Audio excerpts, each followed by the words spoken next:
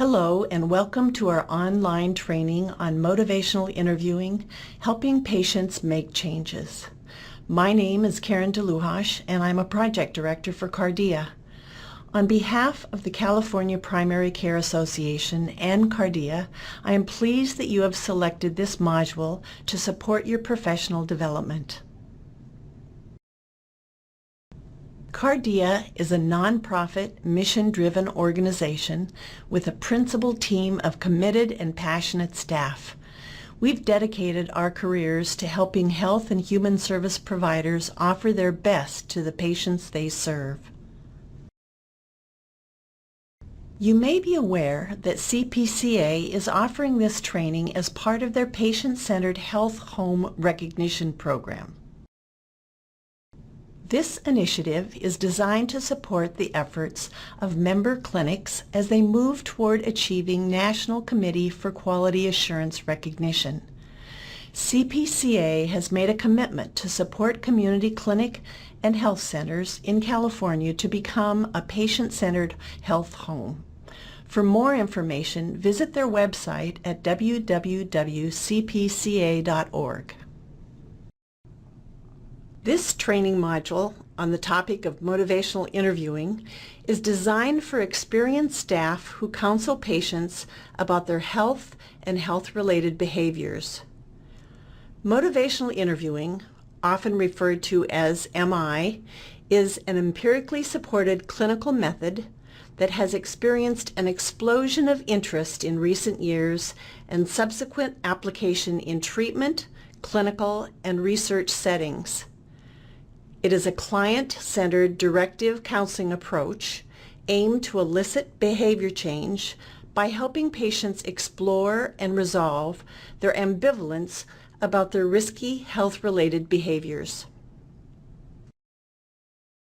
These health-related behaviors may include smoking, eating habits, excessive use of alcohol or drugs, the lack of exercise, or even the inability to adhere to medication regimens. For the purpose of this session, we will be using these examples of risky health behaviors as we talk about motivational interviewing. But we know that you, as a healthcare provider or other member of the clinic team working with patients, may have other health-related behaviors you address in your clinic setting. As you listen to this session, you may want to think about how these MI concepts apply to the patients that you see in your clinic or your practice. During this presentation, I will be referring to some general terms related to motivational interviewing. I will often use the term provider as the professional in my examples. But please note that staff in various clinic roles use MI skills and techniques when providing health education and when talking to patients about making behavior changes. These can include various credentialed professional staff within the multidisciplinary care team. We will briefly review some key principles related to MI. These are based on values and philosophies. When we talk about general concepts, these will refer to overall theories, models, or accepted thoughts related to the use of motivational interviewing. We will also talk about skills, and these will include the professional, personal, and interactive qualities and abilities required in the effective use of MI. And finally, we will present specific MI techniques that reflect the intervention methods, practices, and procedures. Some of you may have had an introduction to motivational interviewing in other training or continuing education opportunities. Our experience in teaching about MI has indicated the need for ongoing personal assessment of our ability to demonstrate MI in an intentional and effective manner. In other words, becoming proficient in using MI requires practice, self-reflection, and professional observation and feedback. Our goal is that by the end of this session, participants will be able to describe the stages of change and how it can be useful in assessing a patient's readiness to make a change, and also to identify specific techniques for helping patients who are resistant to behavior change. So if you are new to MI, this will only be an introduction and an overview. If you are currently using an MI approach during your patient interactions, this will be an opportunity to reassess your skills and your overall effectiveness related to facilitating behavior change interventions. During the latter part of this session, we have included some provider-patient dialogues and a short video recording. This will demonstrate the integration of motivational interviewing skills and techniques. There are 4 handouts available for this training module. Before we begin, you may want to pause this recording and print the available resource materials. Much of the basic information we will review is included in these 4 handouts. The Stages of Change handout will provide an overview of each of the 6 stages. Included with each stage is a brief description of the behavior and what a person may be feeling. It also includes examples of what you as the provider might say or do to help and acknowledge the patient and promote some movement in the change process. On page 2 of this handout is a short worksheet titled Listening for Change Talk. This brief activity will help you evaluate your ability to gauge a person's readiness to change based on 1 or 2 statements. The OARS model handout describes the necessary qualities and skills for a provider to effectively use MI techniques. The R.E.D.S model handout describes the intervention techniques using the OARS skills when working with a patient who is expressing ambivalence and appears somewhat resistant to changing a risky behavior.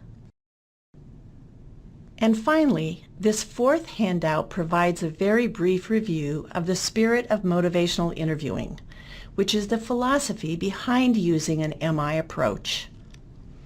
In addition, it highlights some key concepts that influence the provision of successful behavior change interventions with your patients, such as how to approach true ambivalence and listening for change talk.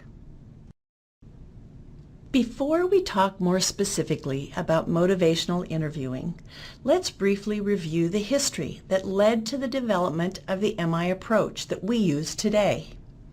First, we will briefly talk about a client-centered approach to counseling, especially as it relates to the relationship between the provider and the client or the patient. Then we will review the integration of a trans-theoretical approach when focusing more on behavior change. This is often called TTM, the trans-theoretical model. TTM applies the stages of change model to define the behavior change process through 6 stages and helps us assess a person's readiness to make a behavior change. And finally, we will address how MI brings these concepts together as a client-centered directive method. This is used intentionally to facilitate a patient's exploration and resolving of ambivalence to change problematic behavior. First, let's talk about being client-centered. During the 1900s, there were various theories of psychotherapy and behavior change. Carl Rogers, one of the leading psychologists of the time, developed a counseling approach that he referred to as client-centered. Dr. Rogers believed that the relationship between the client and the counselor, or the helper, was key in the counseling approach. He identified 3 necessary and sufficient qualities that the provider must be able to demonstrate. These qualities include the following. First, unconditional positive regard. This is the belief that each client has within him or herself the vast resources for self-understanding and for altering his or her self-concept, attitudes, and self-directed behavior. Second is genuineness. The provider must be authentic and have the ability to demonstrate non-judgmental attitudes and behaviors consistently. And finally, the most important quality, accurate empathy. The counselor or provider must have a genuine desire and ability to accurately reflect another person's experience and feelings while not having the same experience. For the purpose of this presentation and the application of MI in a clinical setting, I will be using the term patient-centered as opposed to client-centered, as referred to by Carl Rogers. The intent remains the same. The focus is on the patient. Next, let's briefly review the development of the stages of change model. The originators of the Trans-Theoretical Model, or TTM, were Dr. James Prochaska and Dr. Carlo Di Clemente. Dr. Prochaska's original book, Systems of Psychotherapy, a Trans-Theoretical Analysis, published in 1970, included a comparative analysis of 18 major theories of psychotherapy and behavior change, thus the term trans-theoretical. In 1982, when Dr. Di Clemente worked with Dr. Prochaska at the Texas Research Institute of Mental Sciences, they did an empirical analysis of self-changers, cigarette smokers who had decided to quit on their own, as compared to smokers who were taking professional treatments to quit smoking. It was during this research that they identified the 6 stages of change, or the phases that people go through when individuals are changing their troubled behavior. The 6 stages of change include the following: pre-contemplation, contemplation, preparation, action, maintenance, and relapse. This process is not necessarily linear, but we will talk more about this later in this presentation. Which brings us to motivational interviewing. MI is defined as an effective evidence-based approach to overcoming the ambivalence that keeps many people from making desired changes in their lives. Dr. William Miller is a psychologist who is trained and skilled in the humanistic psychotherapeutic approach developed by Carl Rogers. In Dr. Miller's early years of working with clients in an inpatient alcohol treatment program, he found that mostly just listening worked in helping clients make a change. As a result of this early experience with clients, Dr. Miller began a lifelong journey in understanding, researching, writing, and teaching about what specific provider qualities and interventions affect behavior change. From 1983 to the present, there has been extensive research. Nearly 800 references are included in the bibliography listed on the resource slide at the end of this presentation. We encourage you to explore the strong empirical evidence that demonstrates the application of key principles and strategies of motivational interviewing. These principles, skills, and intervention techniques will be reviewed during this session. Before we address the skills and techniques of MI, let's discuss the spirit of motivational interviewing, which includes 3 primary guiding principles. The first one is your belief in the patient. As a provider or a member of the care team who provides health education, you must have a genuine belief that your patient has the self-understanding and the ability to alter his or her self-concept, attitudes, and behavior. In addition, the provider must be willing to suspend an authoritarian role and be a facilitator of the process, guiding the patient toward a goal, but bringing solutions forth from the patient. As a mentor once said to me, the patient owns the problem, and the patient owns the solution. And finally, the emphasis of MI is to work in partnership with the patient. This is a relationship that is built on a collaboration between the patient and the provider or the care team professional. The provider must establish a trusting relationship, along with creating a safe and non-judgmental environment. This will allow the patient to reflect on current personal behaviors that impact their health and to explore and articulate possible changes that could be made to create a healthy, sustainable lifestyle. This spirit or philosophy is the foundation of MI.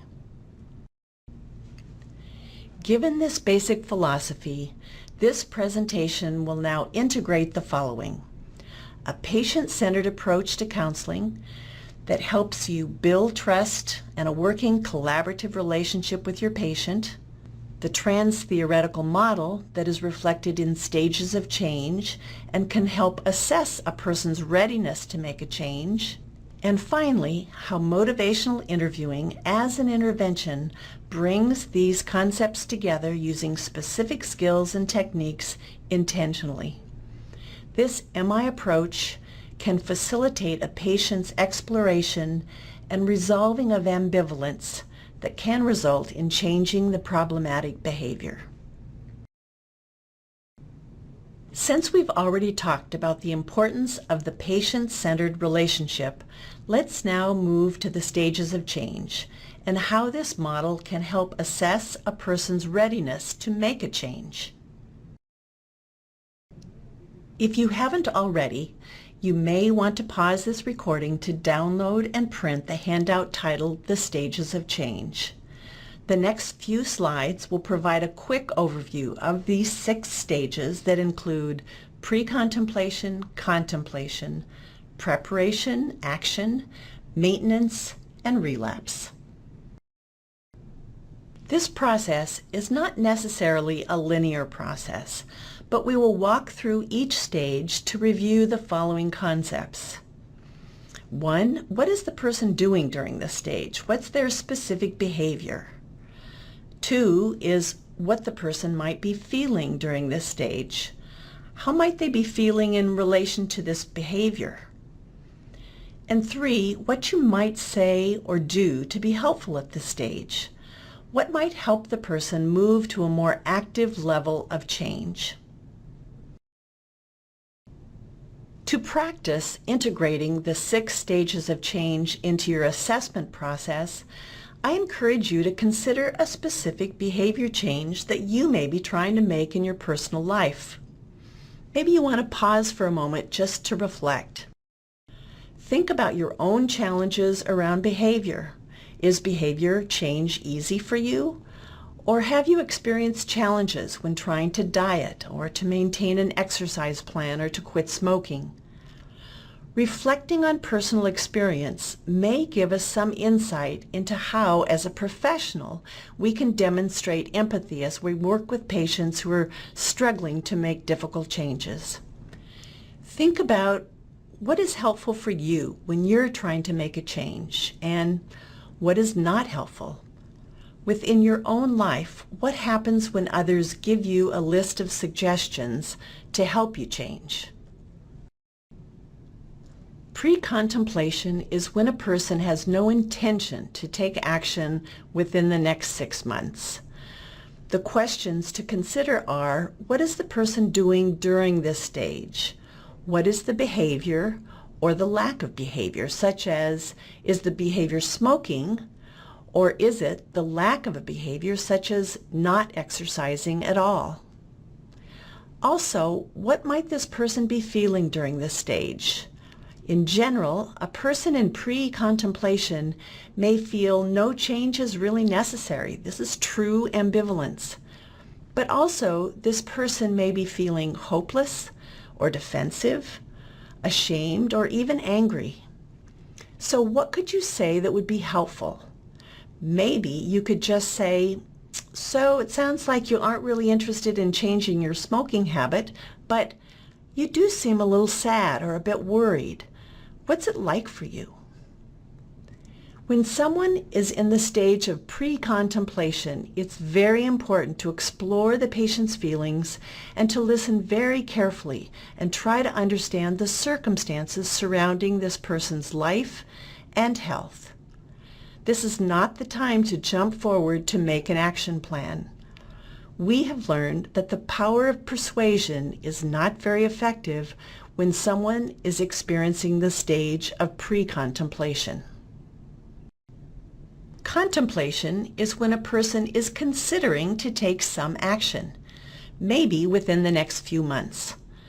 This person is experiencing a growing awareness of the need to change. He or she is thinking about change but indecisive and not quite ready to take action. This person might be more open to feedback than a person in pre-contemplation. Also, this person might be feeling nervous about change or not very confident that they can be successful if they try to change. You might want to think about how you have felt in the past when you were thinking about a possible change in your life. What feelings came up for you? How might you approach someone when your assessment tells you this person is just beginning to think about making a change? Preparation is when a person intends to take action within the next 30 days and has taken some steps in this direction. How will you know that this person is preparing to change? What words might you hear? Maybe something like, "Well, I've been thinking about changing." This person may be feeling more hopeful and optimistic about their attempt to make a change, but they could also be feeling nervous about failure. What might you do to build confidence? And what can you do to help support this person in moving more strongly to the next step, action? Action is described as when a person has made the behavioral change and has been consistent, but for less than 6 months. Again, how will you know a person is in the action stage? This is the time to ask and listen to what the patient has been doing and doing well. What do you think the person would be feeling? Again, be sure to ask. Build on this person's positive feelings and help build confidence. But also ask about any worries and how to help. Think back again to your personal experience with making a change. What might be helpful for you? And what can you do as a provider for your patient? And finally, maintenance is when a change in behavior has been consistent for more than 6 months. How will a person know that this is a part of a solid change? What will be the feelings associated with maintenance? Again, consider your personal reflection. As a provider, what can you ask or say to a patient who has made a major life change and has maintained that change for a year, maybe 5 years, or even 10 years? For example, when we ask someone if they ever smoked, and their response is, "Oh yes, but I quit 15 years ago," what could you say to your patient that is positive? Remember, if a patient has had a successful behavior change, they can apply that success and that learning to other changes that may influence their health. So we come to the stage of relapse. This is the occurrence when a person reverts back to any one of the other stages reviewed. This is a very important stage to recognize and address. Often, upon relapsing, a person will feel frustrated, angry, and maybe depressed that they have reverted back to a previous unhealthy behavior. But a healthcare provider can reframe this event into an opportunity to hear about what happened and to help explore what can be learned from this relapse experience. Moving back to the preparation stage, the provider can offer support and help the patient build a new plan. Using a motivational interviewing approach with a person who has experienced relapse can become very positive in the long run. The Stages of Change model gives us a framework to assess how ready a person is to consider making a change. It can also give both the provider and the person a benchmark related to a change process. Is this person really ready for action? Or did this person recently relapse and may need to return to preparation to think about how to face the challenges that are preventing success? During this assessment process, consider what this person might be feeling. The concept of empathy, as we described earlier, is fundamental in the practice of motivational interviewing. Remember the spirit of MI. Building the trusting relationship that's a partnership is key as you begin to explore next steps. Now that we've explored the spirit of MI and the stages of change, let's review basic communication skills and how they relate to the intentional use of MI techniques. If you have reviewed the module in this CPCA series titled Communicating Effectively with Patients, you have been introduced to the OARS model of effective communication skills. This MI session will review the OARS model and talk more about using these same skills proficiently and with intention. This model is easy to remember, only 4 specific skills. But the effective use of each skill requires practice and professional feedback to ensure that the skills are integrated into your use of motivational interviewing techniques. After we review these skills, we will apply them to the use of specific techniques that are especially important when you are working with a patient who appears resistant to changing a behavior that has negative health consequences. OARS is an interactive, skills-based communication model that was adapted from a client-centered approach using MI principles to enhance a person's motivation. These skills include both verbal and nonverbal responses and behaviors and must reflect cultural sensitivity to individual differences as we provide high-quality, culturally proficient patient services. One of the most important skills you will use with patients is open-ended questions, such as, "What brings you to the clinic today?" or "How are you feeling today?" It could be an open-ended statement, such as, "Tell me more about that." The purpose of using open-ended questions is to establish a safe environment as you build a trusting and respectful relationship, to explore, clarify, and gain an understanding of your patient's world, what is currently happening to them, and to learn about the patient's past experiences, their feelings, their thoughts and beliefs, and their behaviors, especially as they relate to their specific health issue. What do they think is the most important issue today? As you gather this information, the patient will be doing most of the talking. Of course, there are times when a closed question is important, especially in history taking. For instance, you may want to ask, "Are you in pain? When did you take your last medication? Who came with you today?" or "Has anyone hurt you?" There are times when closed questions are still important. Offering an affirmation is often the skill that is easy to forget, and yet it is so important as you develop rapport with your patient. Using an affirmation can demonstrate empathy and understanding. The purpose of using affirmations is to build rapport and demonstrate empathy, to affirm the patient's past decisions, abilities, and healthy behaviors, and to enhance a patient's self-efficacy, their personal belief in their ability to make changes in their life. An affirmation can also be offered by the use of an appropriate silence, your body language, and appropriate eye contact.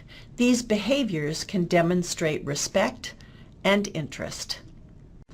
I like these points that support the use of affirmations, especially when working with patients who may be in groups that offer little praise, such as some adolescents or people drug or alcohol addicted. Praise or positive comments must be genuine to build relationships, or to help a patient relax, or to diffuse some hostility. Also, an affirmation is important to include with other skills, especially before you offer a more challenging open-ended question, such as, "It's so good to see you come to the clinic today. It shows you really care about your health.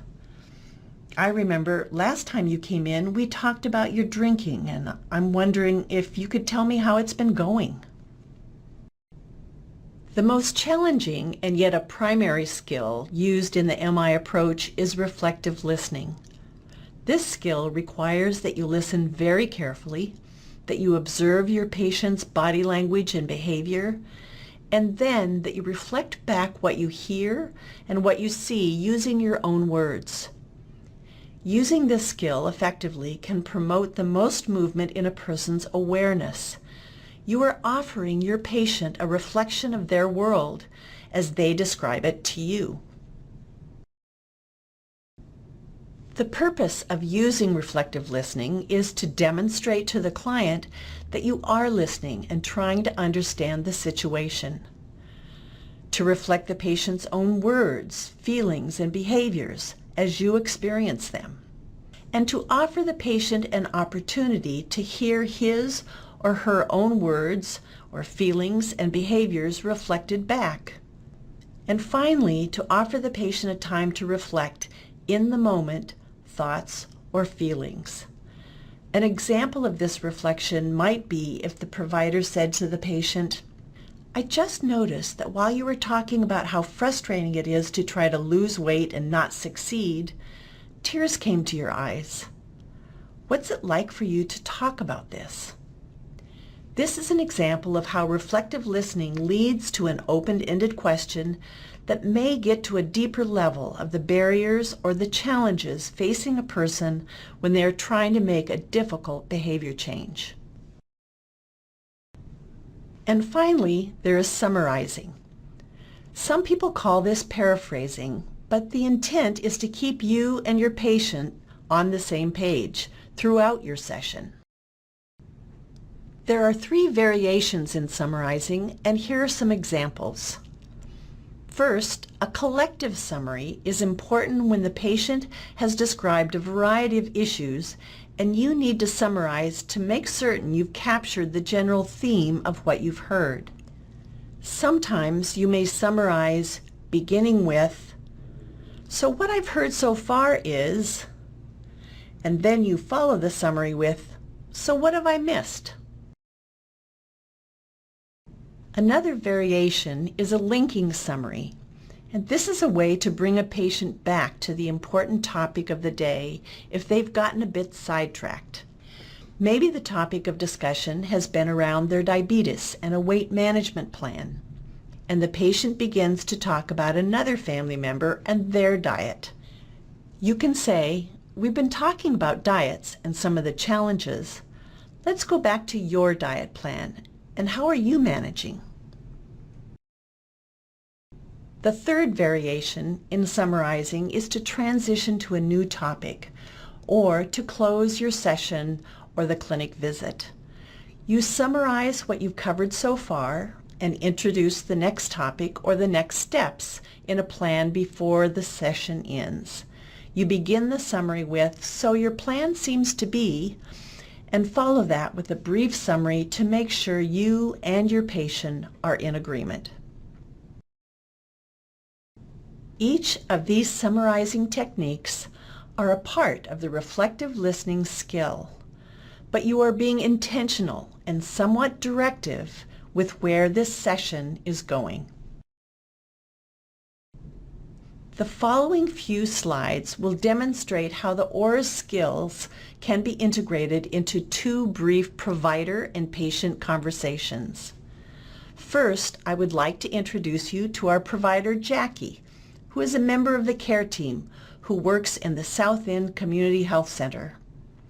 Jackie is meeting with Michelle, who has come to the clinic for contraception. Next, Jackie will meet with Miguel, who has come to the clinic to talk more about his asthma. First, Let's hear Jackie's brief discussion with Michelle. Michelle, what have you been thinking about in terms of changing your birth control method? I hate using birth control. It's such a hassle. I hear many women say the same thing, that birth control is a hassle. I can understand. It can be. So you sound really frustrated. There actually are some newer contraceptive methods that are a lot less of a hassle, like the IUDs. Would you like to hear more about those methods? Yes, what are they? After Jackie gives Michelle an overview of the two different IUDs and gives Michelle a chance to ask some questions, Jackie summarizes before she makes a transition to another birth control option. So Michelle, we've discussed one of the IUDs, but you have expressed some concern about the potential of heavier bleeding. We talked a little bit about the other IUD, which doesn't have the same side effects, but you still seem a little nervous about that IUD. Would you like to hear about another method of birth control? There is an implant and it goes into your arm. So you can see that the use of OARS can be quite straightforward. How proficient are you at using these skills? Often, the best way to assess your personal skill is to record yourself in a role play with a colleague and to listen to how proficient you are in using open-ended questions, affirmations, reflective listening, and summarizing. Another option is to practice with a colleague and ask for feedback. You can develop your own patient scenarios that fit your clinical practice. When we provide training on these skills, we provide a time for participants to practice, observe others, and receive feedback. Let's listen to Jackie's second patient, Miguel. This time, I won't identify the OARS skills on the slides. See if you identify each of the skills that Jackie uses as she talks with Miguel. Miguel is a 16-year-old young man who has come to the clinic to talk about his asthma. Miguel, now that we've reviewed your medical history, tell me a bit more about how you've managed your asthma so far. Well, I have an inhaler that I got before, but I hate having to carry it around. I try to keep it with me. I don't want to have an attack and not have it. That's great that you have your inhaler. It can be a little inconvenient, but it's so important to have it with you just in case. But you also said you hate having to carry it around with you. What makes it hard to carry all the time? It's bulky, and I just don't like having it in my pocket. Sometimes it's so obvious and people ask, "What's that?" So we've renewed your prescription and talked about some stress reduction techniques and how to have your inhaler with you always. We've covered everything that you asked about so far. What else? Anything that we haven't covered? No, that's about it today. Thanks. So we've reviewed OARS to acknowledge the basic communication skills, to build a relationship, and to gather information. This is when we ask ourselves, what have I learned about my patient's readiness to make a change? Before we move to the specific MI techniques using OARS, I want to bring in the readiness concept of MI as a reminder. This is where assessing a patient's level of commitment to make a change is important to remember. Earlier, we talked about the stages of change and how assessing a client's readiness is crucial in deciding where to direct your open-ended questions. As stated in the Building Motivational Interviewing Skills workbook listed on the resources slide at the end of this presentation, clients or patients will differ in their readiness to change, and we as providers need to be able to listen carefully and respond to where the client is at the moment. Remember, when we intentionally use MI techniques, ambivalence about change is normal. Refer back to your personal behavior change. Remember the feeling of being ambivalent? Also, change is often non-linear. There are times when we relapse to an old behavior. As Miguel said, sometimes he doesn't want to carry his inhaler. Taking a medication, especially if there are uncomfortable side effects, can impact a patient's consistent adherence. Readiness is not static or fixed. One day you feel ready, the next day not so much. So as a health provider, you must attend to readiness in the moment. In a healthcare setting, it's just like taking a temperature or a blood pressure. How ready is this client today?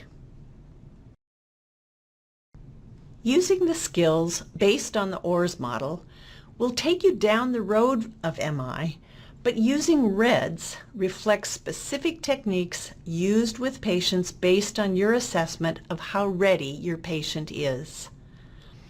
All in all, R.E.D.S techniques are intentional interventions used to address and help resolve the ambivalence you are hearing from your patient. Your goal is to strengthen self-efficacy and to build on past successes.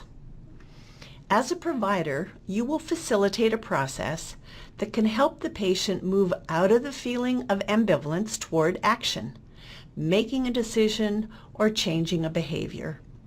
We use R.E.D.S to help remember these important techniques.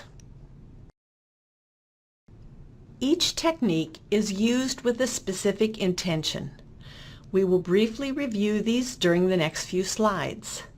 Then we will return to the dialogue between Jackie and Miguel and demonstrate how OARS and R.E.D.S are integrated into an interactive session. Rolling with any resistance is about rolling with the patient's resistance that you may be feeling as the provider. Expressing empathy is the provider offering empathy to a patient, both verbally and non-verbally. Developing discrepancy is when the provider uses reflective listening to reflect a patient's words and behaviors, but in a way of offering a new perspective to what has been said by the patient. And supporting self-efficacy of your patient is to support the patient in building and maintaining confidence and hope for success. Let's look at each of these strategies individually. Rolling with resistance. We have learned that argument, confrontation, lectures, and fear tactics can lead to a person's resistance. Using that approach can be perceived by the person as judging and typically breeds defensiveness. When you sense that signs of an argument are present, stop the conversation and indicate that the intent is not to take sides, but that you are seeking an understanding of your patient's point of view. When resistance appears, it's time to do something different. Strive for collaboration.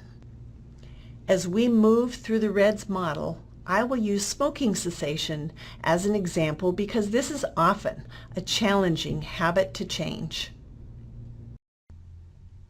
To roll with your patient's resistance, you may use reflective listening and an affirmation to reframe a patient's statement and offer a positive perspective on what the patient has already done. When a patient says, "It's too much trouble to try to quit smoking. I've tried and I just can't do it," you may say, "Sounds like at this point you don't want to stop smoking. You seem kind of frustrated but really don't know what to do. But you are talking with me about it and it seems like you want to do something different." An example of rolling with resistance using summarizing to transition to the future might be, "I know it's hard to quit and I appreciate you taking the time to talk about it today, if only for a moment. Please come back and see me if there's anything I can help you with in the future." Rolling with resistance includes listening ever so carefully to what the patient has said and reflecting back anything that you have heard or have seen that may reflect the patient's interest in making a change. Expressing empathy includes providing an atmosphere of acceptance and openness in trying to understand the client's feelings and experience. The intent is to understand your patient's feelings and beliefs, to communicate a willingness to accept your patient's view of the problem, to reflect your understanding in a non-judgmental manner, to communicate that ambivalence is normal. An example of expressing empathy through statements of reflective listening and affirmation might be, I know that it can be really hard and frustrating to try to quit smoking, especially after so many years. I've talked to many people who feel the same way, but I would like to help, and I do have a lot of information about some options of what others have found helpful. Maybe we can work on this together and find something that can work best for you. Would you like me to share some ideas with you? Developing discrepancy can be a very effective technique that can guide the discussion to allow the patient time to share personal values regarding what is important in their life and identify personal goals for the future. Listen closely for the patient's statements about his or her life, health, financial status, living situation, and any other personal considerations and life priorities. The focus of developing discrepancy is articulating the difference between the patient's behavior and the patient's broader goals and values, such as our patient who is still smoking but says, I really do want to be healthy, or I really do want to feel better and not cough so much. Most often, people are motivated to change when they hear it from themselves rather than from someone else. As you develop the discrepancy, you can begin with reflective listening and follow with an open-ended question. For example, you said earlier that you tried to quit in the past. What did you do in the past when you wanted to quit smoking? And then following up with a discrepancy. You did say a few moments ago that you really wanted to feel better and not cough so much. And yet you also said that trying to quit is just too hard. How do these two things fit for you? Developing discrepancy effectively relies on that trusting provider and patient relationship. Plus, it requires that the provider listen very closely to use language, maybe even the exact words that the patient has already disclosed. And finally, the S in R.E.D.S is supporting self-efficacy. This technique is focused on building the level of confidence a person has so that she or he can succeed in a task. Self-efficacy is the key element to a person's motivation to change, and it is a reasonably good predictor that change will occur or is already occurring.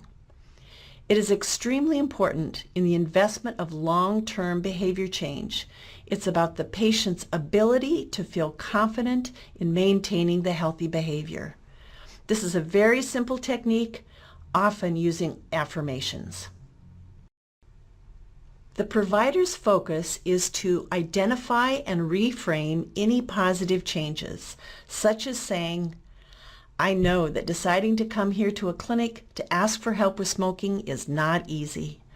The fact that you came to the clinic today tells me you really do care about your health and want to take care of yourself.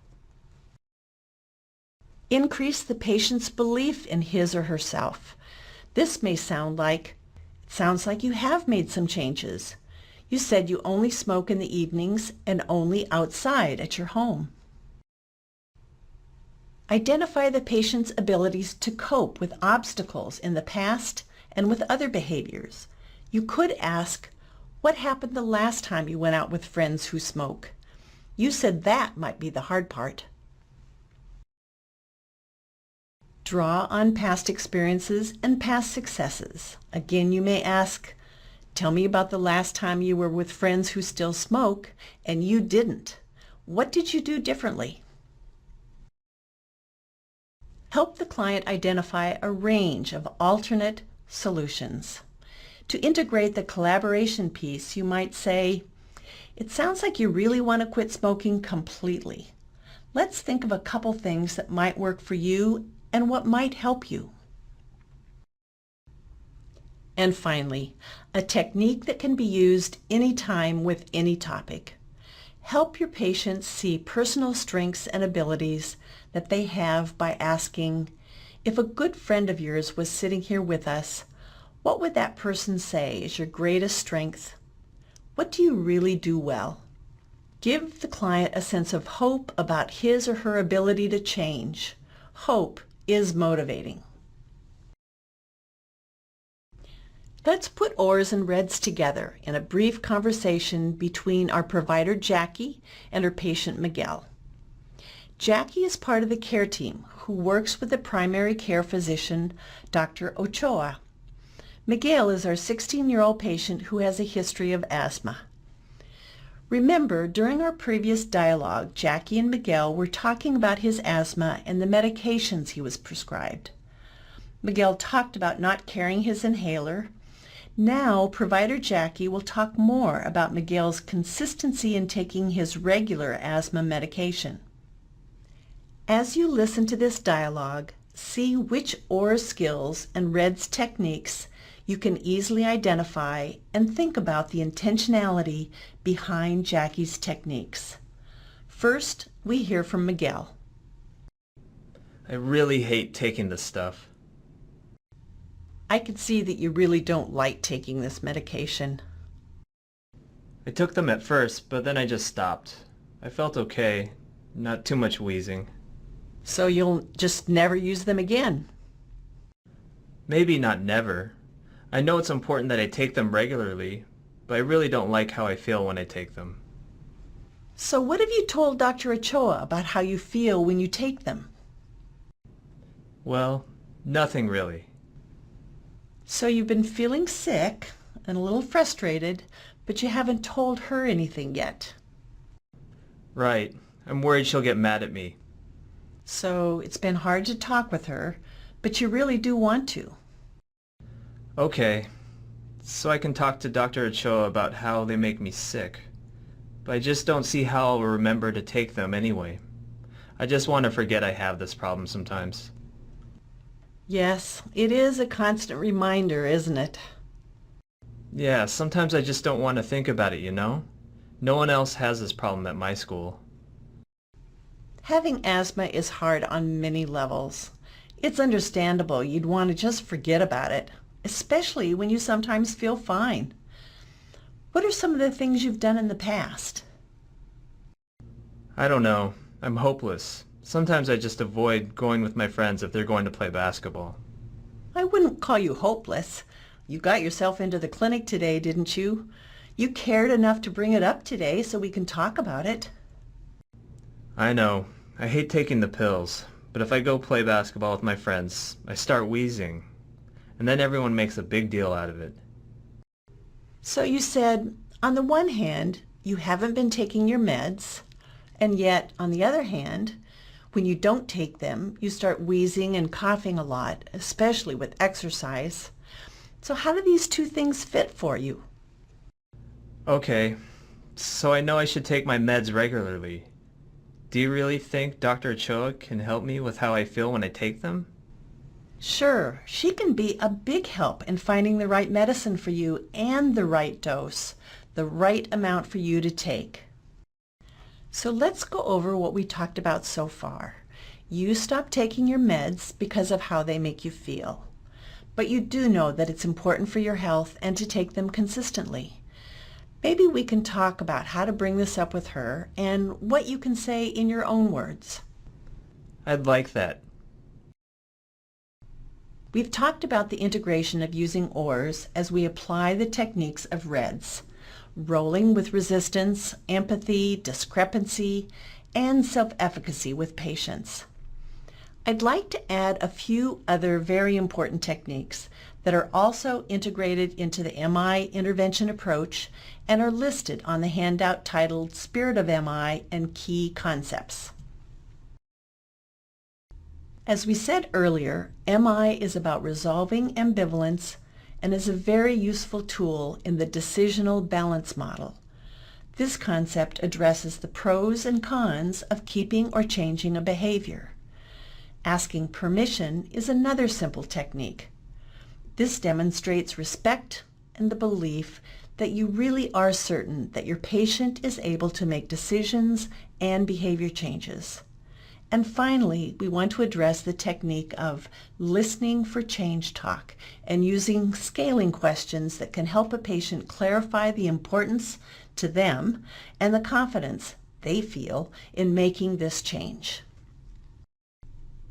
We've talked about ambivalence during this presentation. Following are 2 provider responses to a patient trying to stop smoking. Listen to the next 2 interactions. Ed is our patient, and he's talking with our provider, Jackie. Ed is in his 50s, and he's been smoking a long time. As you listen, if you were Ed, how would you respond? Act 1. You know, not smoking is the most important thing you can do to improve your health. I know. I've tried, but I just can't. Well, you really should try again. Why don't you try a support group or a nicotine replacement patch? I have. It just never works. I really think it's time you tried harder. You know, your risk of cancer increases with every cigarette you smoke. Act 2. Is it okay if we talk some more today about your thoughts about smoking? Last time you were here, you mentioned thinking about quitting, but you weren't quite ready. Sure. I still want to quit because I'm worried about it, but I just can't. It's great that you're still thinking about it. You said that you're worried about it. What makes you worried? Well, my 12-year-old daughter has been begging me to stop, and I do worry about getting cancer. My aunt got lung cancer and she didn't even smoke, but every time I've tried, it's just too hard. So you do worry about your health, and of course care about your daughter's concern, but it still seems hard. Tell me a little more about what you've tried in the past to quit. Well, I tried a class and I tried to quit cold turkey. I even tried one of those patches. I do know I'd be healthier if I quit. What would you think about trying the nicotine replacement patches again? You know, there are various brands, and maybe I could tell you a little bit more about the patches and maybe some other things that people have found helpful. Maybe. Tell me what you know. Would you prefer Act 1 as an approach or the Act 2 approach? Remember, the MI approach considers direct persuasion or fear, as presented in Act 1, not as effective for resolving ambivalence. Often, when a person is ambivalent, it's helpful to explore the process of identifying the pros and cons of a decision. Let's use the smoking example to describe this model. The first step is to look at the pro and con list of staying with the behavior, so continuing to smoke. The second step is looking at the pro and con of changing the behavior, to stop smoking. So let's look at a possible list if a person is continuing to smoke.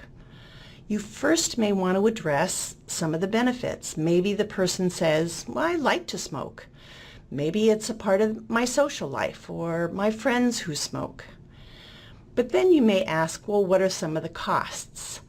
And a person may want to say, well, it is expensive, and I do cough a lot, and I do know it's bad for my health. This discussion is about letting them talk about the benefits and the costs.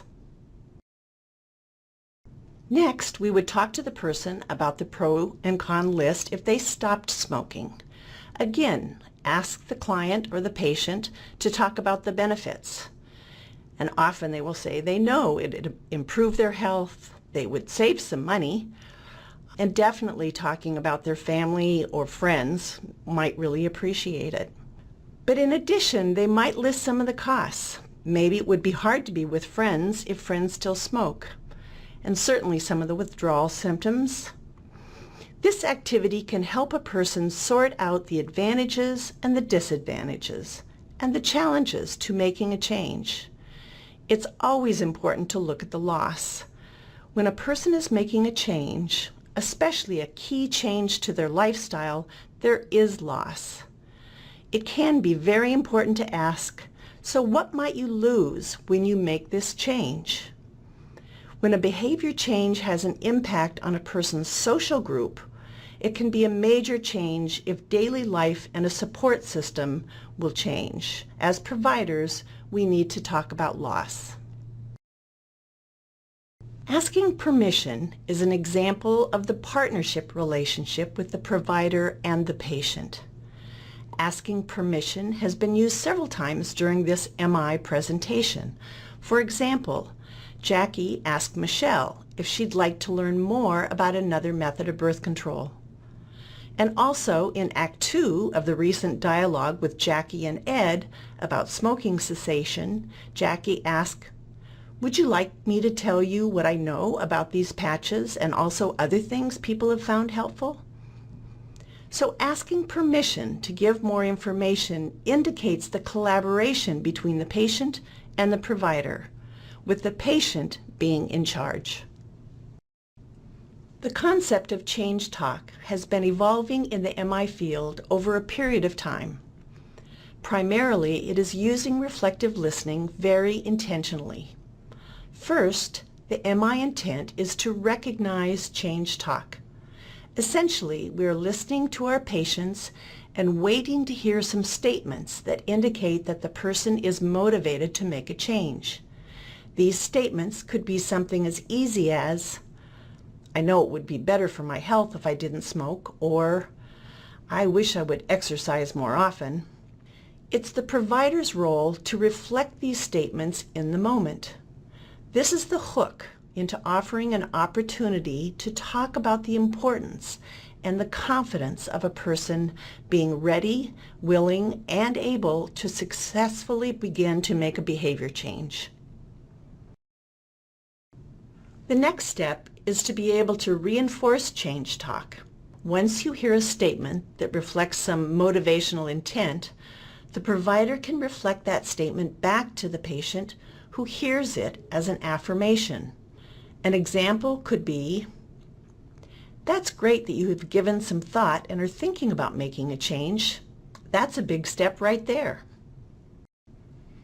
And the final level of addressing change talk is eliciting. In other words, reflecting the information the patient has been sharing and posing an evocative, open-ended question such as, "So, given all that you've told me, what will you do?" Or, "So if you could, what could you do differently?" Again, this process is primarily about finding a level of motivation. Eliciting this motivation from a person, from your patient, is sometimes asking, "Was there a time in the past when you were able to make this change?"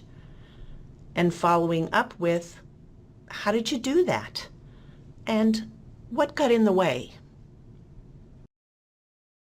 Once you have a hint that there is some interest or commitment to change, scaling questions are quick, easy, and can be very concrete interventions. This is simply asking, on a scale of 1 to 10, 1 being not important, up to 10, which is extremely important, how important is it for you to make this change? So Ed, how important is it for you to stop smoking? I guess about a 7. What led you to say 7 instead of a 5? Well, I did quit smoking about 5 years ago, so I know I can if I really want to.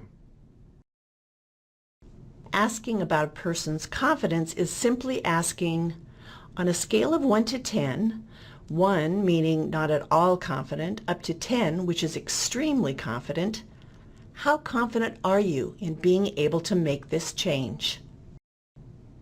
So Ed, how confident are you that you can stop smoking? I guess about a 4. What would it take to bring your confidence up to a 5?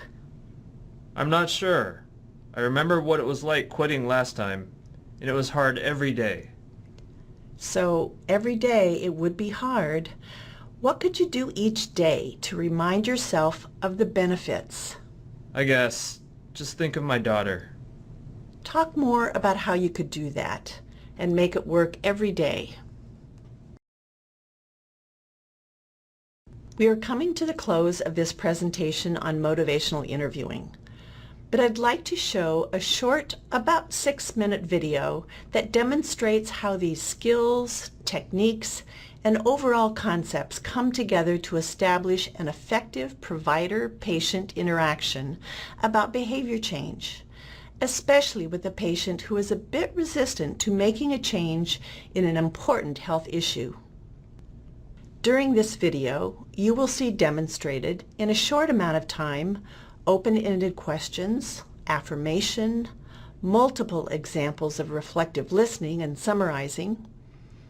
In addition, you will see demonstrated rolling with resistance, empathy, discrepancy using the on one hand and on the other hand, and the offering of support and encouragement, as well as the provider asking permission, addressing change talk, and using scaling questions.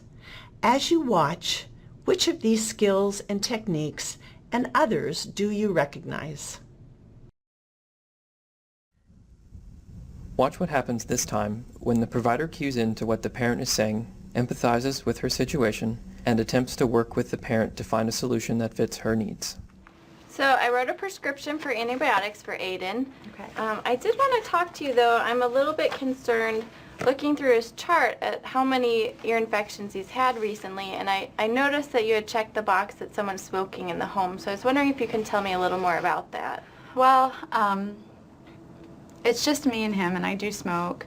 I try really hard not to smoke around him, but I've been smoking for 10 years, except when I was pregnant with him.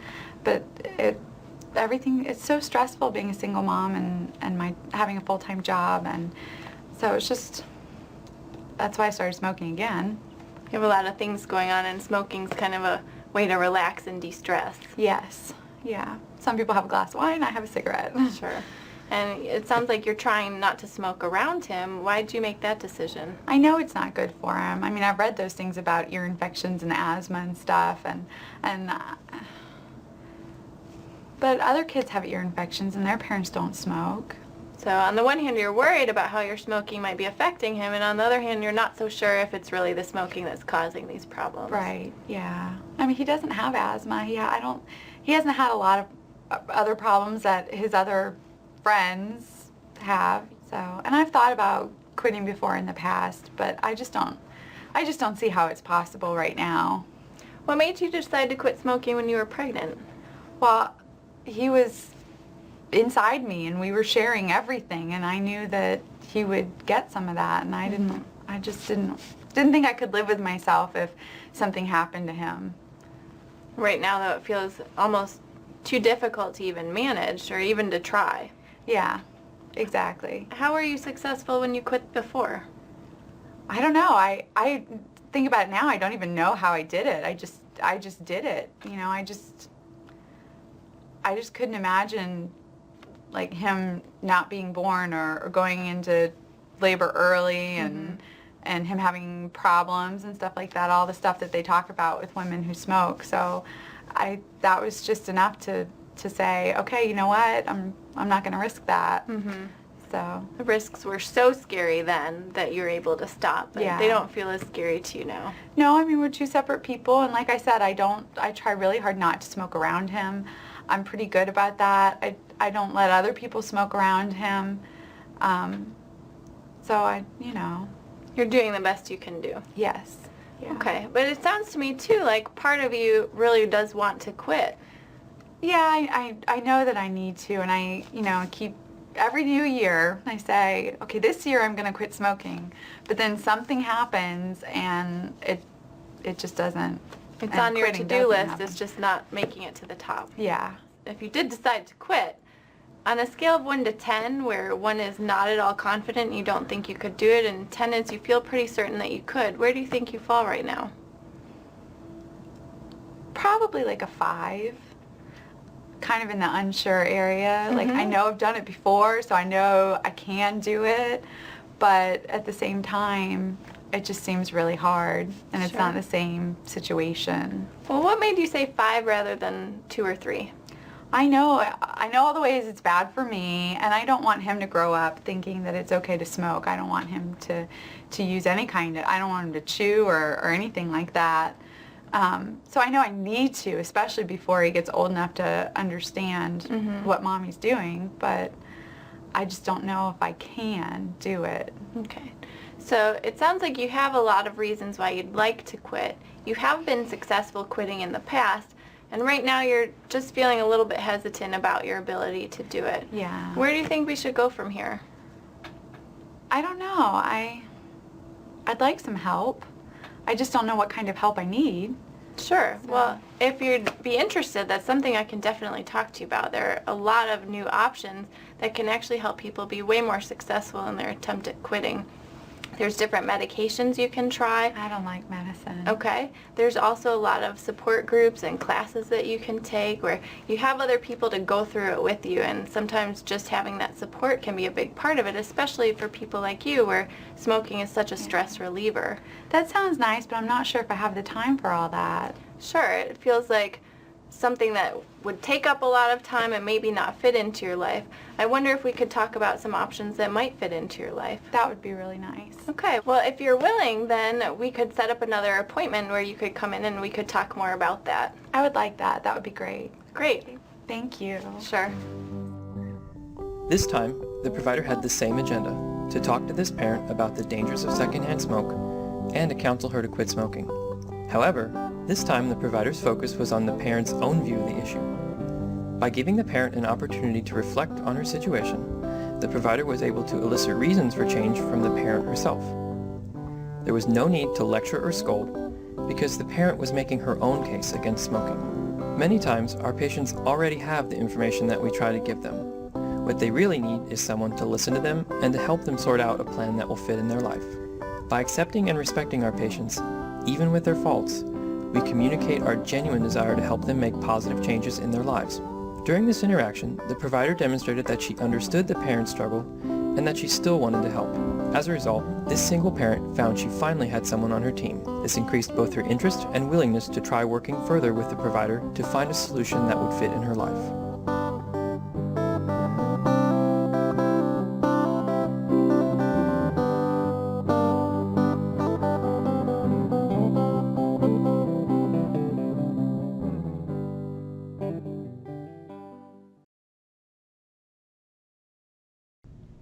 I hope you found this brief video helpful.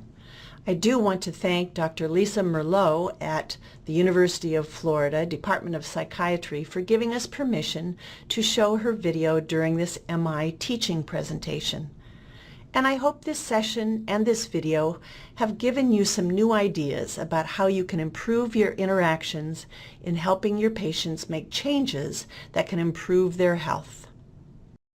Motivational interviewing is a practice that continues to evolve, and we are still learning about how best to help patients make healthy behavior decisions. Patients are individuals, and our approach must be adapted to what will work for the individual. I encourage you to continue practicing MI skills and techniques, seek out opportunities to observe others, and be observed by knowledgeable colleagues or trainers to gain supportive but constructive feedback. MI is a practice that takes practice. We have listed references and resources on these next 2 slides. The bibliography listed on this page provides extensive research and peer-reviewed articles available to you. This concludes our online training session on motivational interviewing. Again, this webinar is part of a series of online courses provided by the California Primary Care Association as a demonstration of their mission of strengthening its member clinics and networks through advocacy, education, and services in order to improve the health status of their communities. For more information on CPCA and its services, please visit www.cpca.org. For other online training opportunities, please visit the websites for California Primary Care Association and CARDIA at www.cardiaservices.org. Thank you for your participation in this web-based module.